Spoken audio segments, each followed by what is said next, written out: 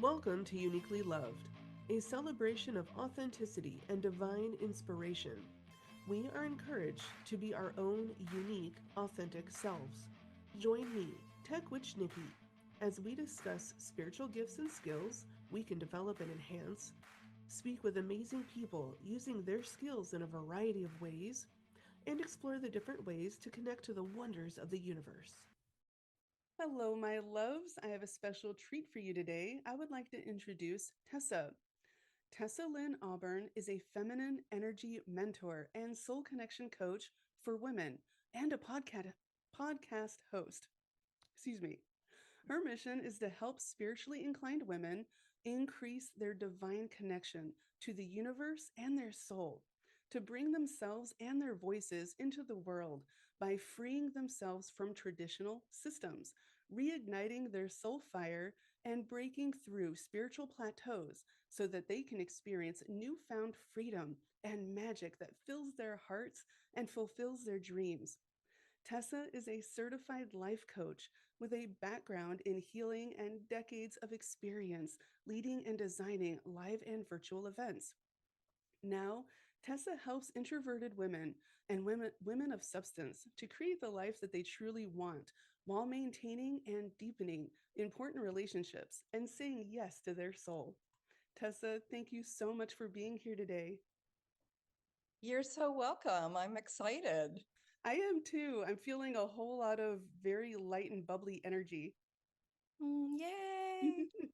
Yeah, I'm just going to say years ago, I had an acquaintance, and when I was living in Sedona, who did these sort of readings based on your information, your basics. And the message that he had for me out of the whole thing, the bottom line was I just need to keep focusing on what's going to make me bright and happy. And then life is good. And, at the time I was like, what? I'm so serious. I'm deep. Like I'm in pain. I have so many things to offer, but it really is that bright and happy place that is so much fun. And that I'm glad you're feeling it. I think it is here and spirit's here with us. Oh, yes, definitely. And I absolutely love that and that you fully embody that now. That's great. Exactly. And that's what my journey has been about. I think it is for many of us, right? It's about the embodiment of our truth, of our essence, our all of our essences, right? So we've got so many facets, and to recall those and to get them singing together again. And we can't help but smile. Oh, yeah. When we're in alignment with our heart and our soul, it's just, everything feels like it's all right. Even when things are going wrong, we can still just be like, I got this. I can do this. Exactly, because we all know life is just going to dole out whatever it doles out. And sometimes it's something we ask for, and sometimes it's just what I think of like as a collision of co creation. It's just stuff that's going to happen just because of the odds. And if we can just step back and say, all right, I have the resources, I know I've got the resiliency, I've got a whole team of amazing power animals and spirit guides on my side, like I'll be okay. I am okay. I love that. And anytime anytime we go through any change, like you said, even if we're the ones co-creating with it and saying, hey, this is change that I want, it can get a little scary. Yes, yes, it can. And it's so funny. I think when I'm working with clients, I hear this a lot. They're like, "Oh, but you do it. It's so easy when you do it, or it seems so easy." And then they have this tremendous expectation on themselves that it's going to be super easy. Suddenly the light's just going to go on and boom, it's all just flowing. But that was not my life. That was not the journey, right? The journey getting to where I am, and I mean, this wasn't just yesterday, but a number of years ago, I started to come into that really gracious place. in myself. And I was like, finally, like the tipping point, I felt like there was just enough that, and my consciousness had shifted enough that I was able to kind of get it and chill and then use all the gifts and the skills and all that stuff in new ways. But up until that point, there were many ups and downs, and there were all kinds of challenges, from some of the more esoteric stuff, like okay, I got to share this. So going to a retreat, I was taking a healing program. I was in a long-term program, Mm-hmm. and learning all kinds of like energy skills and things like that, and it was really helpful. I learned a lot of things like the sort of skills that, say, like places like the Berkeley Psychic Institute teach and things of that nature. Mm-hmm. And I think we were in the second or going into the third day. And when I got home that night, suddenly like something just grabbed me in my back, and it just felt like stabbing, and I could barely move. And I hadn't done anything. I was sitting in a chair, walking around, having food, snacks, and doing some wonderful meditations and things like that. And it was just really intense. So I was doing my self-care, trying to solve it, this, that, and the other, and nothing was working. Because I was not a stranger to having, physical things show up. That's been a big piece of my journey. And I barely made it. I almost was like not going to go back the next day, because I was like, how am I going to sit there? How am I going to do this? And thankfully, the people there, the not just the instructor, but some of the other really amazing women who were in that space, it was a small group, like the information just came in that was not present time. That was not a present time problem. Ooh. It was a past trauma, right? And it was about persecution for being a witch, a shaman, a healer, right? Mm-hmm. And it was misunderstood many years ago. I don't have, a particular memory of that, but I do have a knowing, and I know that I've been through something along those lines, which is one of the reasons when there was some movie that came out years ago. I was in my late teens, and I saw this movie where women were being tortured, and it was too much for me. It was just sent me over the top. I literally had to stop watching, and like it was at a drive-in of all things. Like I was supposed to be making out, with some guy, but the trauma was there. It was very real for me, and I could never understand why that was so hard for me to watch. In particular, amongst all the other things that are difficult in life. And so when this showed up in the workshop, thankfully I was able to receive a healing and release it. But it was something that was stuck, not just like a past life thing. Like it wasn't about my personality or the specifics of saying, because I don't know what it was. I don't know if I was burned, but it didn't feel like burning. It felt more like stabbing, right? Mm-hmm. And something along those lines. And these things aren't just kept with us like through karmas. I think they're kept on a spiritual timeline, right? So sometimes there are those traumas that just hang out, and they're there for a reason. They're there to teach us something. And maybe I had it so I could just be here today and say to you and to your listeners, stuff, we experience stuff, and we don't always know what it is, and that's all right. But we don't want to make ourselves feel bad about it or wrong or stop ourselves. We want to get really curious and ask for help. Mm-hmm. Right. So people can come to you, people can come to me for help, but they've got to ask for that and have somebody on their team who's caring and who's going to hold that compassionate space and non-judgment. Right. Oh yeah. So so if we can just keep going with releasing of trauma, then we can step into our greatness, and we can um, have the joy there, even though we have the memory of something else. Mm-hmm. It doesn't hold us back, and it becomes easier and easier to become courageous and Some people might say fearless. Some people think I'm fearless, which is not true. I have plenty of fear, but I go through it and I use it to learn from, Mm-hmm. right? And to choose, to continue to choose to live into my gifts. And sometimes I don't even know what the particular gift is going to be that I bring to the forefront, because we all have more than one. Like, we don't just have one little gift. It's an amalgamation, right? And it creates an alchemy. And when all of our stuff comes together, it's like hearing a beautiful opera or symphony. All the parts are working together. Mm-hmm. Oh yeah. Yeah. And then people experience magic. And so do we. I know my gifts came in very, very suddenly after I quit drinking.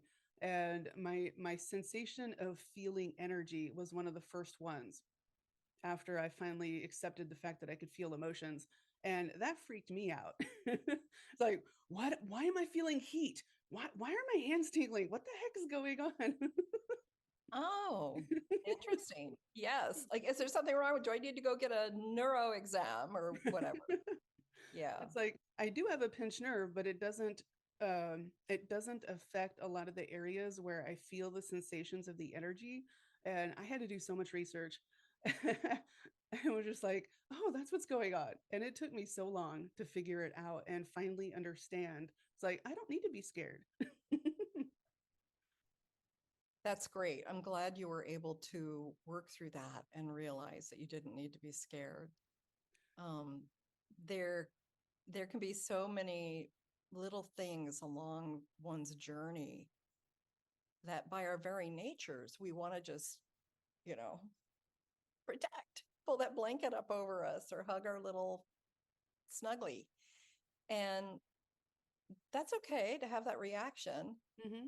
And then we want to just keep breathing through it and call in. Like, I think for a lot of people that I work with, they need to know they're not alone when something like that is happening. Mm-hmm. Right?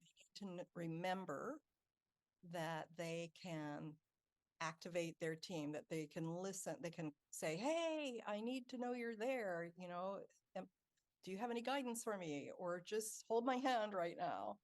And when they remember to do that, then it's easier, right? Then the self-soothing can come in, and the breath and all of that stuff. But for very sensitive people, which I am one, of course, there's no judgment around that at all.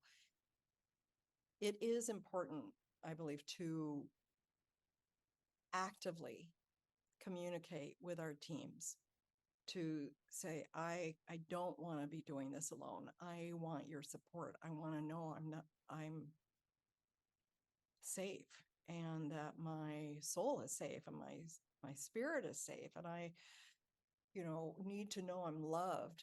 Maybe, like, I think that's probably how I had framed it originally, was that I felt loved, right? And my original team of loving beings was a team of beings that I met when I was like 5.5.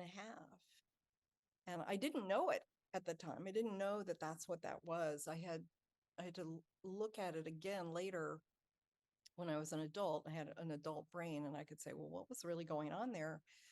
But when I was about 5.5, and I was in a dysfunctional family. It didn't feel safe most of the time. And nobody was snuggling us into the bed at night. And, you know, they were just like, let them cry it out, you know. Sure. And so I had these dreams, and I remember this one dream was really intense. It was scary. Like, I was in the dark. It felt like there were scary creatures all around me. I was terrified. And then I got this message, like, there's a light, turn on the light, you know. And suddenly there was a flashlight. And so I had this flashlight, and I look around. I was in like the journey of the center of the earth, right? Way down somewhere in some inner world. And when I shone the light, I could see this creature, but it was friendly. It was a friendly creature. It was an elephant. Aw. It was like, oh, it was really talking to me, but I could tell like, oh, it's nice. It's here to help me. And then shone the light. And so when I would take that light and shine it around, suddenly the friendly power animals, the spirit guides were there. And I had this whole little entourage with me down in wherever we were in the center of the earth, trying to find our way out through, and there were still stuff going on, but they were there. And so there was something around that whole message for me that has stuck as part of my mythology in a way, right? It's part of my story and the symbolism for connecting with spirit, and also for who I am and what I'm doing here, which is to shine the light, right? Illuminate things. And my name, Tessa and Terry, you can't find this. This is an interesting thing. Years ago, when the internet was first around and there were books, I read more books back then. I looked up, what does my name even mean? And I was born Terry and then changed it to Tessa. They're in the same family. It's the same name. And it means bearer of good fortune, right? So it's like shining that light. And now, though, you can't find that. You cannot find that meaning on the internet. So we need to pay attention to stuff like that, folks. Things are changing. Oh, The yeah. narrative changes, and it's not always for the better. But thankfully, I got that information 30 years ago, and it was still around 20 years ago. And then suddenly it disappeared. I went to look it up because I was showing somebody something. And I was like, that's weird. It's not even in there at all. It's not even close, the meaning now. And maybe that's the change with newer people coming onto the planet. I don't know. Maybe there's a different meaning for the sound of Teresa or Tessa or Terry now. But the vibration I carry is that. And over the years, when doing altered brain states of meditations, I've received other visions, if you will, images of that light shining either from within me and going before me and illuminating a path, or the literal flashlight. That's awesome. Now, looking back on that dream, were the beings that you were scared of, were they still your guides, but they were scary only until you shone the light and were like, oh no, that is an elephant and he's friendly? No, there were actually other ones there that were scary. Okay. They were less embodied. Somehow they were more disembodied. I think they were trying to keep me in fear and trying to shut me down in certain ways and to like just keep re-traumatizing me. But then my team showed up. And then there was that lesson in that, that the light is always present. We just have to turn, and somehow I heard it, turn on the light. And I'm like, a light? I'm like in a cave. 5.5-year-old brain couldn't figure that out. But then suddenly there it was in my hand. I like, turn on the light. Oh, it's so amazing to be in this little parade of protectors. And that was the whole dream. Like they took me wherever I needed to go, and I woke up feeling just fine. And then it took me years to figure that out and understand that I actually was with beings in another dimension, right? And shamans would call, or anybody studying that methodology, that it would be the non-ordinary reality, right? It's another dimension of quantum being.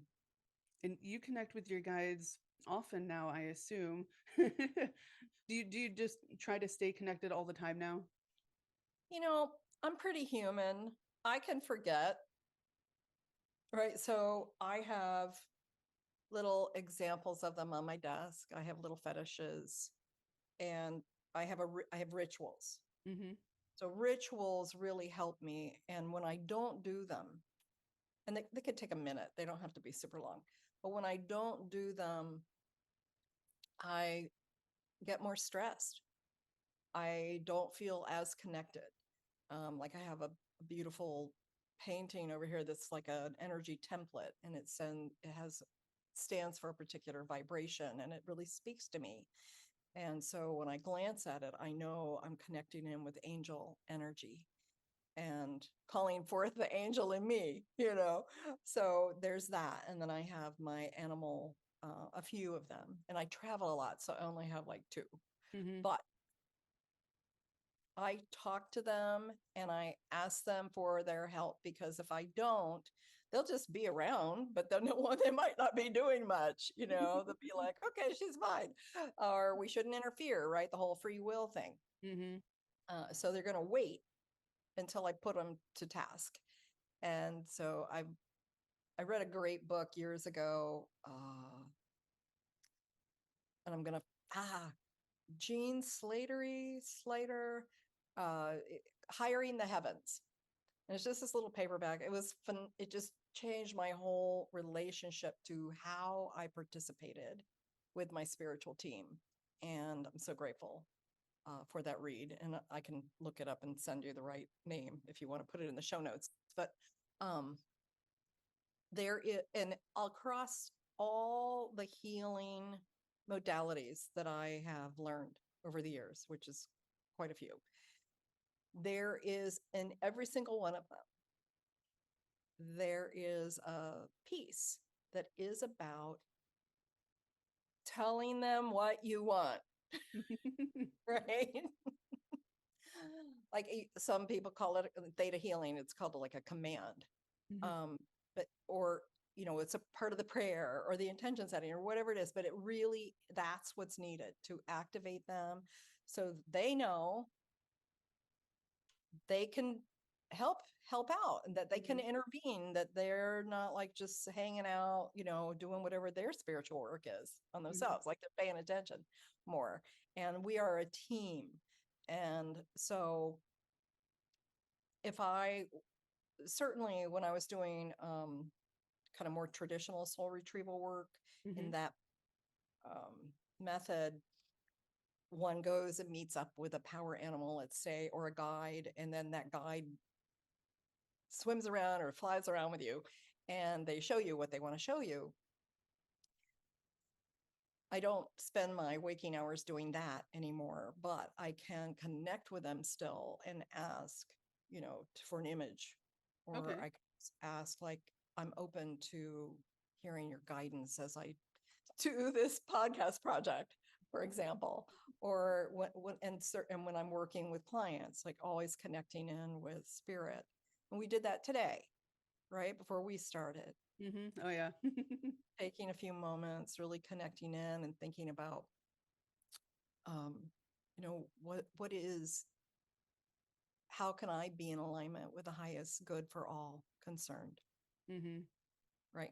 And not just how can I, but calling that in, like this is for the highest good of all concerned. But that's an important intention. And I think you know, a lot of the people that you work with are, you know, trying to figure it out. Like they're like, what's this? What's this sensation? What's that buzzing in my leg? What does that mean? You know? And I think when we come back to some basics around the rituals of sacred space, one of the key ones is remembering to set that intention, you know, for the highest good of myself, Mm-hmm. the highest good of all concerned. And if that doesn't feel right, just do the part for yourself. For the highest good of myself, I want to know more about this sensation, right? Or show me what I need to see, or tell me, right? And then give yourself a little bit of space to let that image come in, or that sound, or that knowing to drop in. And sometimes a knowing will drop in like days later for me, right? Knowings can sometimes take more time to come through the density, I think. But man, when they land, they're amazing. It, Right? And sometimes I need the example. I need the real life happening Oh yeah. occurring, right? For me to get it. Mm-hmm. So it's not just information, it's actual experience. It's like, oh, this is that thing. Oh, cool. Oh, look, when I see something in my divine in my divination and I tell a client and it's resonating for them, I get a tingle up my right leg. That's amazing. And then, so you affirm, affirm, affirm. Wow, that's amazing. That's really cool. Okay, I want to experience that again. And then another client may come to you, and maybe you don't experience it with that one. And then another one comes, and you're like, oh, wow, I'm getting that tingle before I've even said anything. I just had the thought that I might need to say something to them. And then you lean in and you trust it, right? Oh yeah. You know what I'm talking about. Oh yeah. And for me, sometimes if I'm holding space and trying to get information from my guides, I'll get like old memories kind of pop in. Mm-hmm. And I used to confuse it because it's like, oh, I can't turn my brain off to meditate. And in reality, it was, whatever they were trying to tell me was linked to that memory, or at least what was being said or something around it. And it was like, once I finally figured that out, it was like, oh, the light bulb went off. Exactly. Yeah, like that's how you receive your messages Yeah. through things that you can relate to. But that reminds me of people like John Edwards and those folks, those mediums, those grand mediums who are pretty fantastic. And they see, like roses, red roses they mean a specific thing and they know that and they will stand by it, hell or high water. And I've seen a couple of them do that in person. And they're like, no, ma'am, it's okay if you don't know what I mean right now.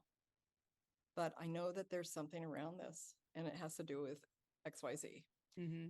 And that person will be like, no, no, no. And then a day later, the person's like trying to get a hold of them to say, oh my gosh, it was, my daughter called and blah, blah, blah, blah, blah, blah, blah. Right? So just like the client can't always see the connection, sometimes we can't, and we can block it. It's easy to block it because we don't want to be labeled, as like a weirdo or a kook, or to experience that feeling, that dreaded feeling again, like, oh, I don't belong. My family doesn't get me. They don't even want to talk about it. I can't share it with anybody, So we've got to find each other. Oh yeah, definitely. Yeah. I've been on a search for my soul family for quite a while because for a very long time I hid everything. And the only person I was open to about it was my husband and my kids. And my husband was raised Catholic. I was like, oh crap. When I finally realized, it's like, I hope he doesn't judge me. I've been judged a lot. And we'd already been married quite a few years, but it was just like, I still had that fear that I had to let go. And he's like, oh, okay, cool. You're connecting to spirit the way that resonates with you. That's awesome. I was so surprised and relieved. Oh, that's wonderful when you find those people Mm-hmm. and they reflect back exactly what you need. That's wonderful. And It is. in a supportive way, not in a teachery way. Yeah. But yeah, finding more people that get us, even a little bit, helps so much, and then it helps us just embrace exactly who we are, and then it helps others embrace who they are, and it just keeps going and sharing that light. It's wonderful. Yes, indeed. And I think, I don't know why this is. Um, for women, it seems to be more true than for men, most men anyway. If there's something that others aren't going to like we're really sensitive to those rejections, and Mhm. we don't have that as thick of skin. And I don't necessarily think we should have thick skin, but the male brain is able to compartmentalize a little bit better. And so when they need support, maybe it's just like a pat on the arm. They don't need to talk about it and be heard. And My dog's barking. Sorry. Hopefully it won't come through. that's okay. It was just kind of this odd little thing. Could have been a chair squeaking for all I knew. There's something around being female Hmm. in a patriarchy, which clearly we still are, but it is shifting. And a necessary ingredient of that is for women to have their voice.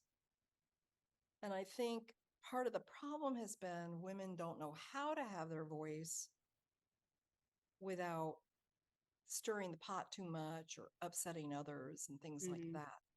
And so there have been probably some old time skills that we've lost, like centuries were lost to us of how to be in our power and to speak and to get our ideas across without polarizing people, right? Or putting people on the defensive or getting super positional. Hmm.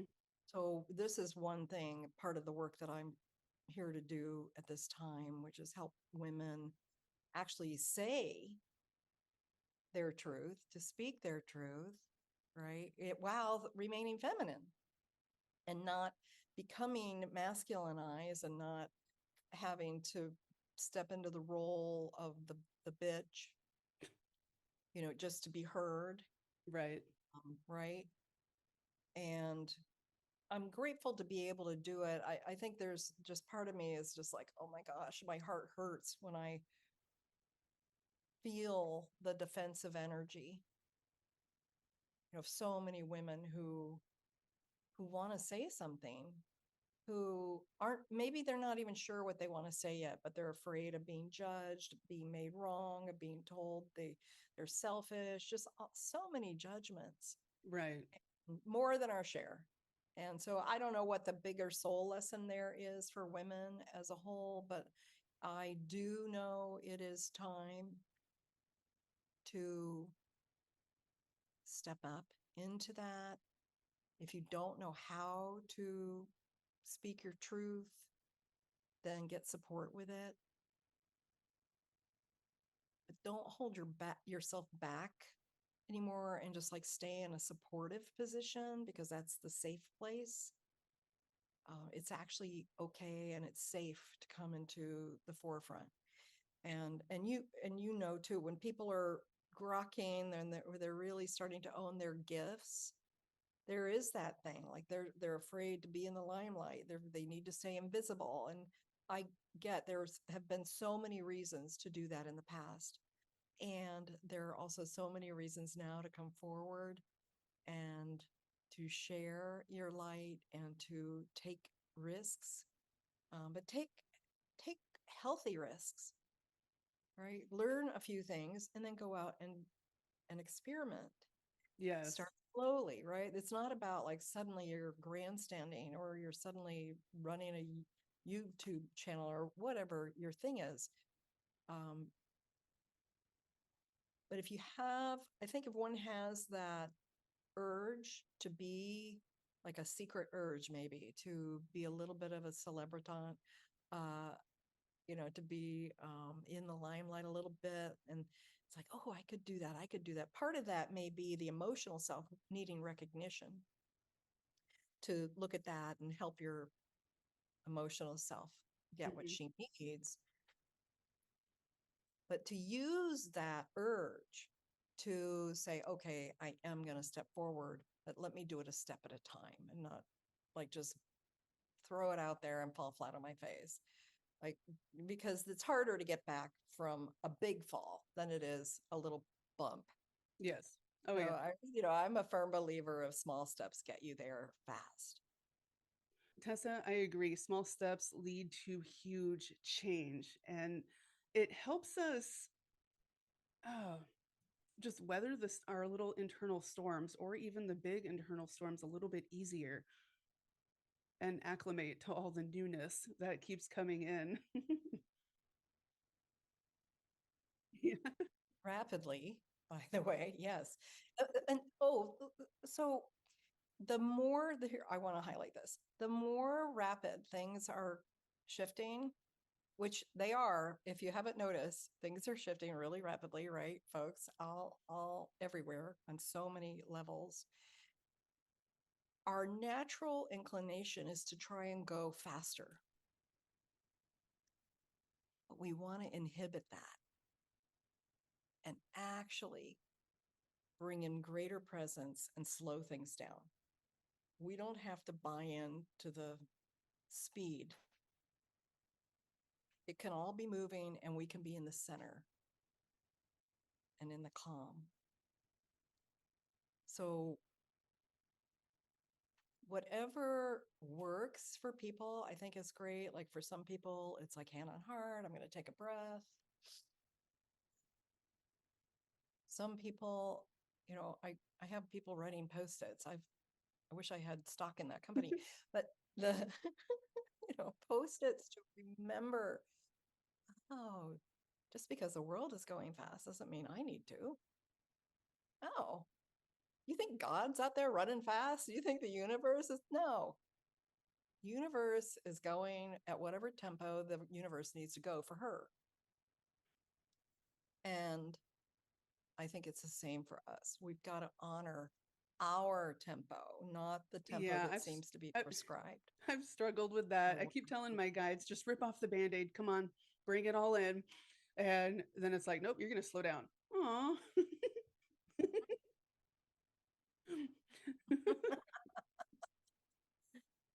Yes, slow down. And it took me years to understand that and why it's so important.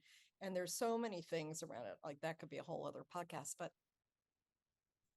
I think that and another piece for me that was clearly needed was just the continual message of lovability. Allow myself to love myself, allow myself to feel love, allow myself to know that I am lovable. And even if I was like, am I? Like, okay, that's just busy mind, that's old programming, and let myself feel loved. And so for me, for many years, actually, one of the things that helped me do that was another animal, which were butterflies. And that was my thing. Like, I didn't know why I was needing to imagine them, but they just kept coming to me. So I'm like, okay. And I remember in the beginning of that relationship, at first it was like, yeah, it's a butterfly. It's nice. Of course it's going to feel good. But then I was like, wait a second, let me feel what it feels like to be covered with butterflies, to have them all around.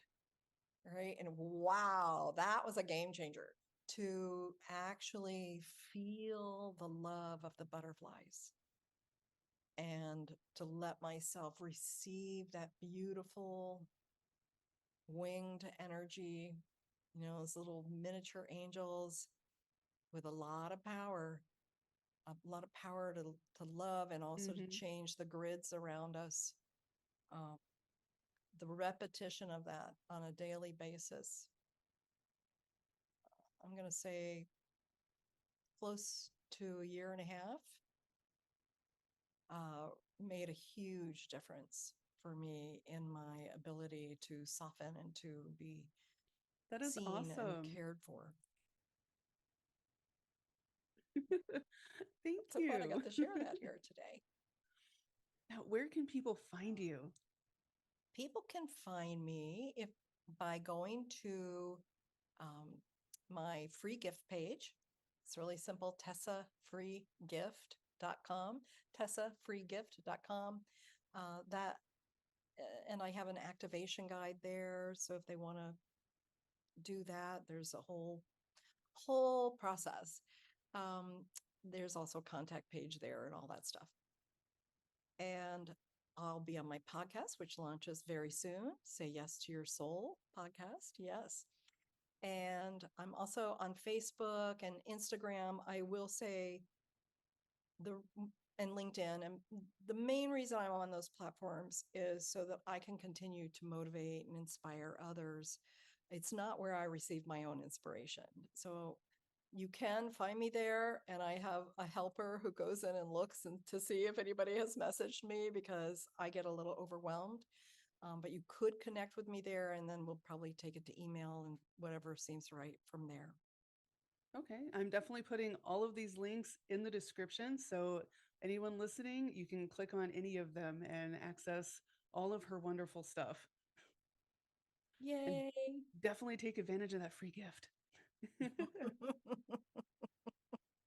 Yes, it's on reigniting your soul. So, or your soul fire. Lots of good stuff in there. Awesome. Thank you so much for being on the show today. I appreciate you. I appreciate you too, Nikki. I'm so glad we could have this conversation and be in the healer world a little bit, and the sensitive, really encouraging other women and men like us who are sensitive and trying to figure it out. You can get there. You can absolutely get there, and just keep asking your team for support along the way. They will always support you. They always love you. Yes. Yes, they do. Thank you for joining me today as we explore what makes us uniquely loved. Be sure to subscribe. More adventure awaits. For more articles and to work with me as your personal guide, go to www.techwitchlayer.com. Always remember, you are accepted. You are valid. You are loved.